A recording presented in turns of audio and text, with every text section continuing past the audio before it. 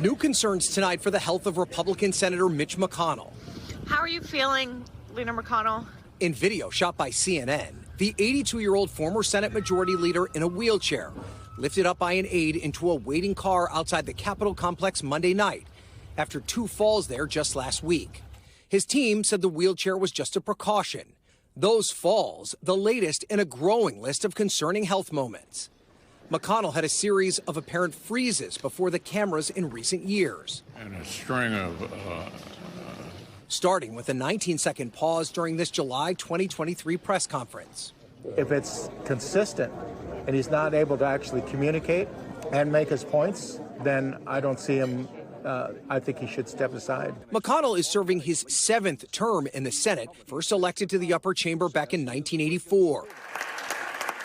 And while he stepped down from Republican leadership last year, One of life's most underappreciated talents is to know when it's time to move on to life's next chapter.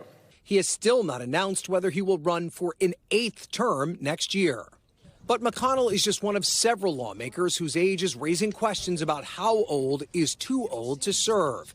Former House Speaker Nancy Pelosi, now a backbencher, still represents her San Francisco district at 84. They're both more than 40 years older than their median constituents. And they're not alone. 86-year-old Congresswoman Maxine Waters is a full 50 years older than the median resident in her southern L.A. district.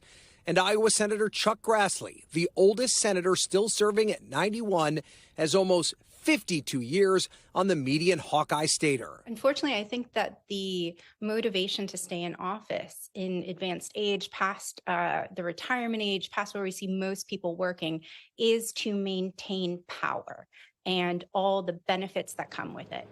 In 2023, California Senator Dianne Feinstein defying calls to retire before the end of her term after several health scares and a moment where she appeared to be out of it during a committee vote. Yeah, just say aye. Okay, just aye. Feinstein, then the oldest member in either chamber of Congress, died in office at 90 years old. In years past, powerful lawmakers have made a habit of stepping aside before Father Time did it for them. Iconic House Speaker Tip O'Neill retired from Congress at just 73. Democratic Senate Majority Leader Harry Reid at 77. And John Boehner, the last pre-Trump Republican Speaker, left Congress at just 65 years old. There has always been a median age of at least 50 in Congress, but this is the oldest we have seen in some time. What we have is in the highest echelons of power in Congress, the oldest members of Congress. And that is something that was not always true. The Pew Research Center found that nearly 4 in 5 Americans want age limits on D.C. officials, and almost 90% want congressional term limits. So I think there needs to be a limit, somewhere, say, 12 years, and that could be a combination of the House and the Senate both. Ryan Nobles joins us tonight from Capitol Hill. So, Ryan, let's start where your piece leaves off and the possibility of putting either age or term limits on lawmakers. How would that work?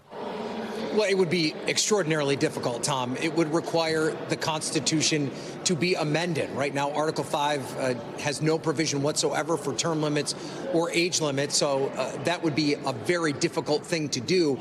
Of course, there is a term limit that already exists, and that's the voting booth. Ultimately, this is a choice that voters have to make in each individual district with each individual member. They have the power to vote out anyone who they think may be past their prime and should leave office. But at this stage, voters just haven't seemed to be too plugged in on this as an issue that's at the forefront. And it's interesting, right, because we talk about Congress in your story here and the issues with age and maybe term limits. This was also an issue on the campaign trail with former President Biden, and some critics of current President Trump will also say they should look into it.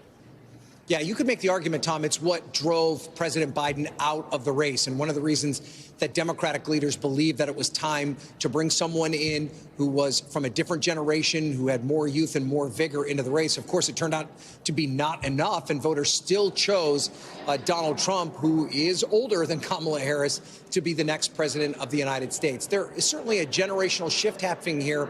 And the other thing that is interesting about this when you look at the polling is that if you ask just generally, do you think that members of Congress, the president, are too old, people tend to say yes. But then when you break that down to the individual person and they say, what about this guy? What about this person who represents you? They tend to have a different opinion. So this isn't something that where there's a blanket answer to it. It's really something that voters judge on a case-by-case basis, Tom. All right, Ryan Nobles for us tonight. Ryan, Thanks for watching. Stay updated about breaking news and top stories on the NBC News app or follow us on social media.